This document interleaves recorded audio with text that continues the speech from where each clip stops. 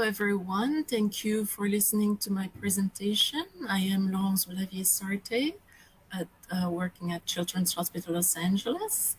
I wanted to talk to you about the extracellular vesicles as communicators between cells, more specifically about their role in the preparation of the pre-metastatic niche, which contributes to cancer progression. So the field of extracellular vesicles is usually perceived as fairly new, but if you look through this timeline of event, you see that in the in the 60s, people had already described some subcellular fraction. And if you follow these events here, that the first time the word exosome has been used was in the 80s. And although, we start talking about their role in cell communication, nothing was really done until maybe 15 years ago or so. So if you look through the literature, you can see that with the dates here, that nothing really took off until 2010 or so. And if you put in PubMed different search words like exosomes or extracellular vesicles, you'll see there is really an explosion of papers being published in the field. So I put exosome versus extracellular vesicles because this is extracellular vesicles is a broader term. And if you decide to talk about exosomes, there are some requirements for you to really specify what type of vesicles you're working with. More specifically, I looked at the role of extracellular vesicles or exosome in cancers. And you see that it contributes for almost half of the publication that we can see on vesicles today. So this is a new field, but we know what we don't know. What does that really mean? There are a lot of challenges and unsolved mysteries. So extracellular vesicles are diverse in size. So this is the first challenge, how to recognize them. They are diverse in the way they are formed, challenge number 2, in their biogenesis, and how their cargo is loaded, and how these vesicles go to their specific target, which also brings how they will interact with the recipient cells and how is the cargo being delivered, and what is the function of these vesicles in health and diseases. So these slides represent different type of vesicles, and I put it here so that you can appreciate the difference in size compared to other type of vesicles. So when we look at different extracellular vesicle subtype, you see exosomes, microvesicles, and apoptotic bodies with their different size here below, and how they could relate in other vesicles by size. So how do we separate exosome from other extracellular vesicles? So there are different types of methods. One consists in a column where you can precipitate those vesicles.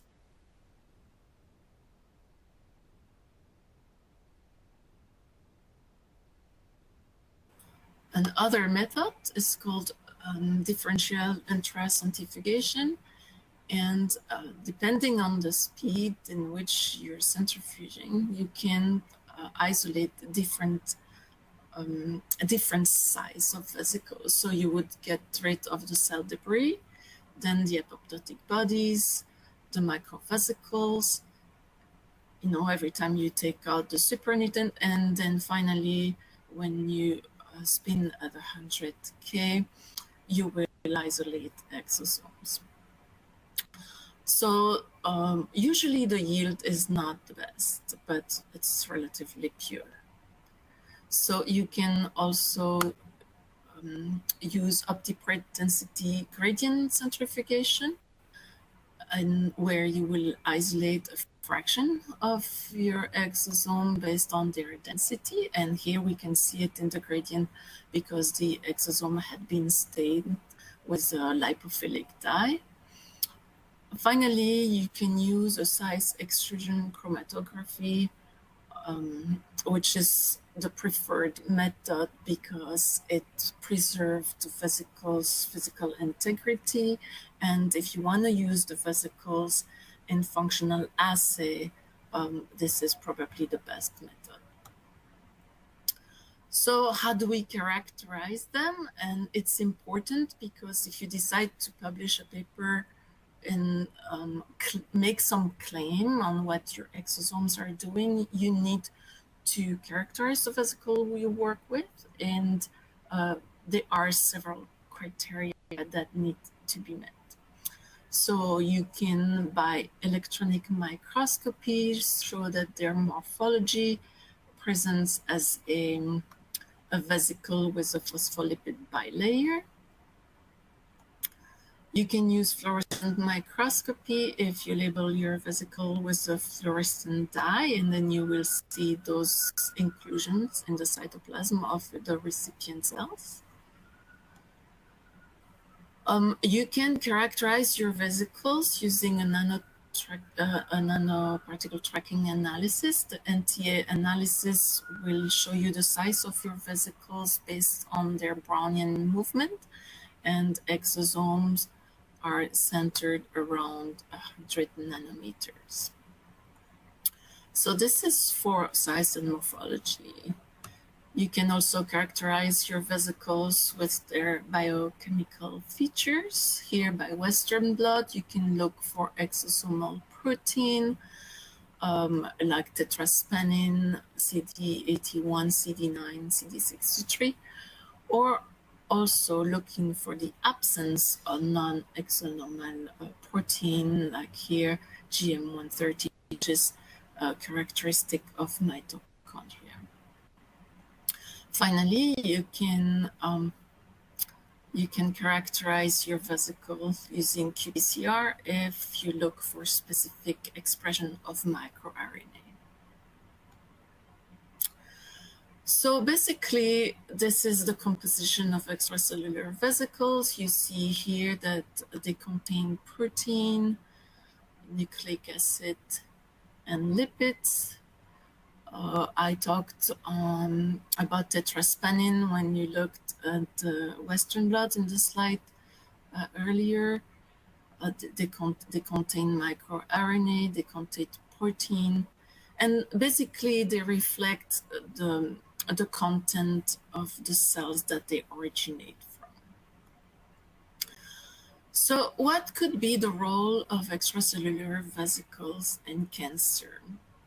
So we know that what kills the patient is not generally the primary tumor, but more the metastases of cancer. And metastases are a multi-step process in which cancer cells seed themselves through different target organs and succeed in forming tumor at a distance of the primary site. So over the years, different theories have emerged, and we remember the seed and soil theory proposed by Stephen Patchett, which is represented here, where cancer cells migrate from the primary tumor to the metastatic site and recruit cells to form a soil that would support the metastatic growth. Later, it was demonstrated that an actual favorable environment in the pre-metastatic niche is in place before cancer cells come to the metastatic site. And now with the extracellular vesicle studies, we are able to demonstrate that the primary tumor is actually releasing extracellular vesicles that will prepare the metastatic niche prior to the migration of cancer cells to the metastatic site. So these vesicles here transform the cells to make this environment pro-tumorigenic. So in our laboratory, we're studying neuroblastoma, which is a childhood cancer. Here, we wanted to see where extracellular vesicles would go once they're stained and injected intravenously. So you see that if you put green extracellular vesicles, so we call TEV, this is tumor-derived extracellular vesicles. So if we inject them in the tail vein of mice, and then we sacrifice the mice within 24 or 48 hours, you can see some fluorescence in different organs because the EVs are being transported through the circulation. And by flow analysis, you can see that you have macrophage. F480 here is a mouse macrophage marker. And you can see in these upper quadrants here that you have macrophages that have green fluorescence. So in those organs that we have analyzed, that we have extracellular vesicles. But even though you can, morphologically see them, you could see in the liver and you can see in the bone marrow, you can see cells that avidly take these green extracellular vesicles. It's still a very rare event. And we thought that putting vesicle in the circulation is not really representative of what it would be when you have a growing primary tumor. So we moved to an endogenous model of exosome release. So what we have done here, and this is now published in GEV as of May 2023. So we have engineered some human melanoma and neuroblastoma cells. This is a vector that will target GFP to the internal membrane of extracellular vesicles. So in these cells, you see what we call the multivesicular body that is bright green and contain those GFP vesicles. So when you isolate those vesicles, you can characterize them by Western blot, again using differential ultracentrifugation, and you can look for exosomal markers in different fraction in these different pellets. Or you can also use the size exclusion or the optical prep gradient density.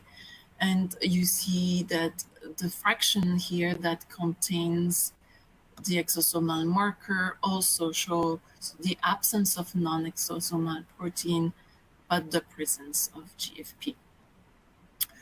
So we thought we had good tools to be able to track those extracellular vesicles. So these cells are orthotypically implanted in the animal, and we are trying to track those EVs as the primary tumor growth. So in order to be able to demonstrate that we actually have uptake of those vesicles and there is an actual cargo delivery, we also looked to characterize these vesicles at the level of their microRNA expression. So for these two cancers, the melanoma and the neuroblastoma, we have done a nanostrip analysis, and we have compared that to mouse myeloid cells and their mir. And we have identified MIR-1246 as exosomal MIR that was specific to the exosome from these two cancer cell lines, which was not expressed in the mouse.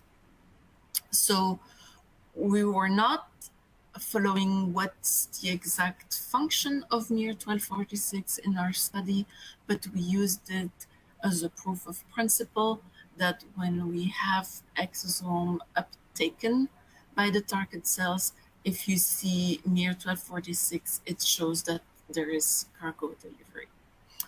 And because it's a model of endogenous release and it's an autotopic model, we can't control the type of vesicles that will be released from the cells, and most of the vesicles, exosome, microvesicles, and apoptotic bodies can have a phospholipid bilayer. So we talk about extracellular vesicles as a general term, but we nevertheless characterize them by NTA analysis, showing that most of them were centered through 100 nanometer in size, and this was confirmed by electronic microscopy as well. So before we move to the animal model, I'm showing here co-culture, contact co-culture, where the tumor-derived extracellular vesicles are captured by RAW cells here in vitro. So in this contact co-culture, you see RAW are mouse macrophage cell line, and in green here you see cancer cell line, and then the yellow arrow are pointing to vesicles being captured by the macrophage in both models, melanoma and neuroblastoma. Then when you do a flow analysis, you can separate these cells. So C298 here is a universal marker of human cells. And we use again a 4AT marker for mouse macrophage. So we have two distinct populations. And then if you take P5 here, population of macrophage, and then you look here, how many of these macrophage are actually green, so GFP positive macrophage, you see that some of these RAW cells have captured EV coming from the cancer cells, and you can isolate these cells and look by qPCR for the expression of MIR-1246, and you see it's not present in the RAW cultured alone. It is present in the cells containing GFP vesicles, and it's not present in the cells that do not have GFP. And this was true in a contact co-culture system, but we confirmed the same thing in a no-contact co-culture, where we have an insert where, RAW cells are cultured in the bottom of the well, and when you put cancer cells in the insert. So there is a transfer of vesicle from cancer cells, and this is captured by macrophage. So how is it in the animal model? So here in this slide, I want to walk you through what we have observed over time. So we can follow the MIR-1246 in plasma over time, and you see that we have an increase in day 10. So again, looking at the morphology, so this is for the melanoma here. Melanoma is a metastatic cancer going to the lung. So we look at the lung tissue at day 10 post-implantation. At day 10, we are still in the pre-metastatic niche. So there are no cancer cells in the lung at that time, but the yellow arrow here at day 10 are pointing to macrophages F480 positive that have captured GFP-EV. Then if you wait a little bit longer at day 15, 20, and 25, you see that we still have macrophage taking vesicles, but at that time we are in a post-metastatic stage. So when we digest these tissue and label the cells in order to isolate F480 macrophages, you can follow over time by flow analysis that macrophage take GFP positive vesicles before invasion of cancer cells. So here, this is the CD298 marker. And you see this is not present, cells are not present in the lung at day 10, pre-metastatic. And you could see here we have a lot of cancer cells in the lung at day 25. And this is represented in this graph. So the green dot show macrophage taking vesicles prior to homing of cancer cells represented in red. So this was observed in the lung for the melanoma model, and we observed the same thing in the liver, which is a target metastatic organ for neuroblastoma. So same thing, we have MIR expressed in the plasma, we have vesicles present in macrophage pre-metastatic, which is at day 14, or post-metastatic. You have here a little tumor nodules in the liver, but we still see EV uptake in macrophage, and it's illustrated here quantitatively by flow. And this is a flow plot representing the different quadrants, showing that in the green box here that we have a good separation between macrophage taking the vesicles versus cancer cells.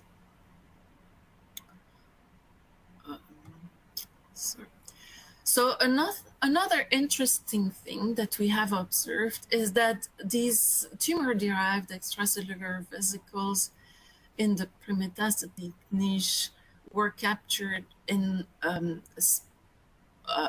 certain organ specificity, in the sense that the vesicles from melanoma were going specifically to the lung and were not observed in the liver.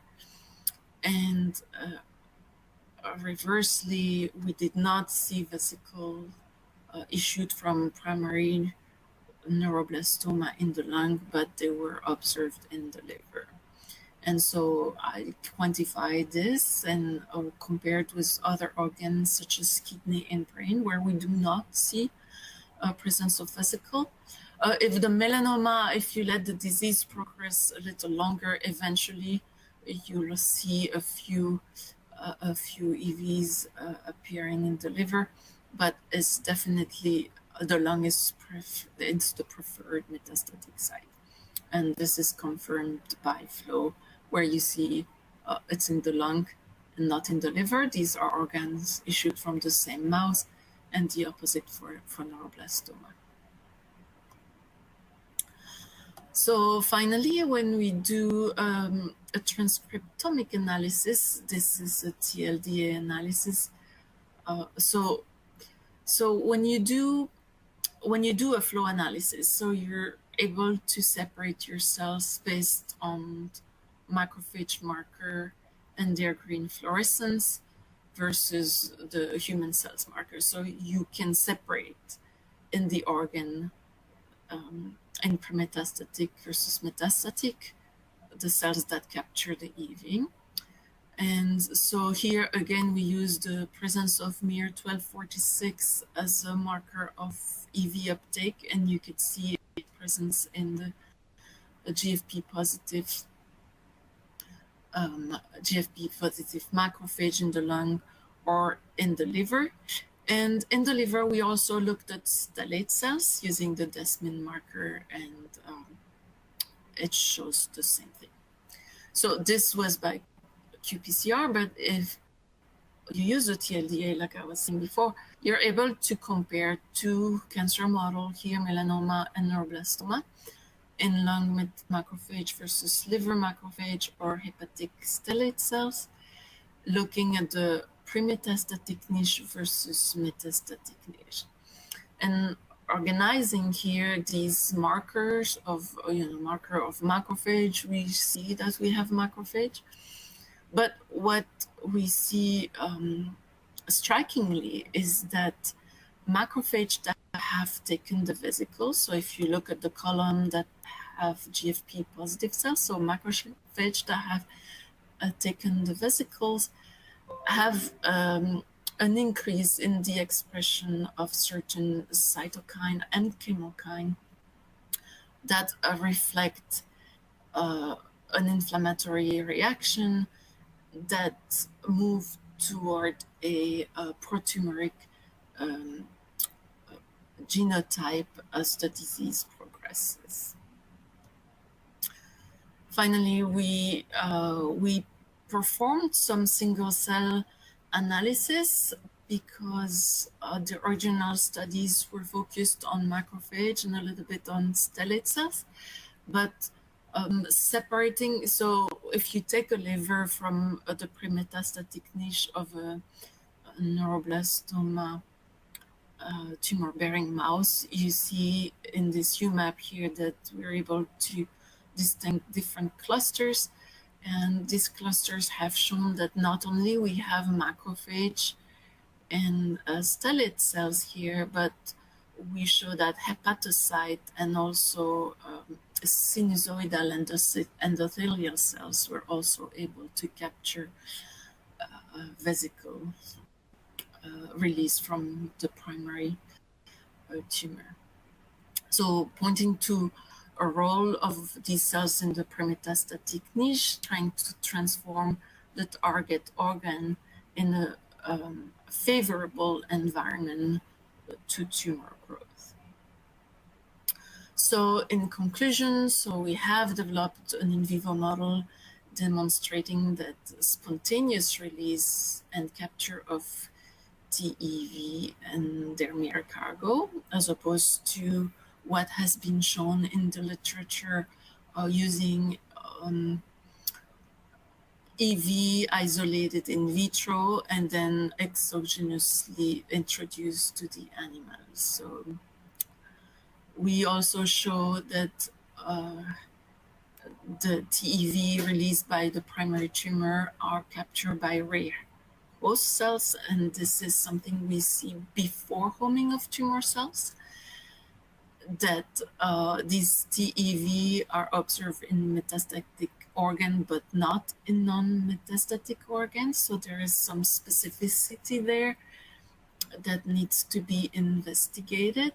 Some have shown in the literature that is a phenomenon that could be integrin mediated.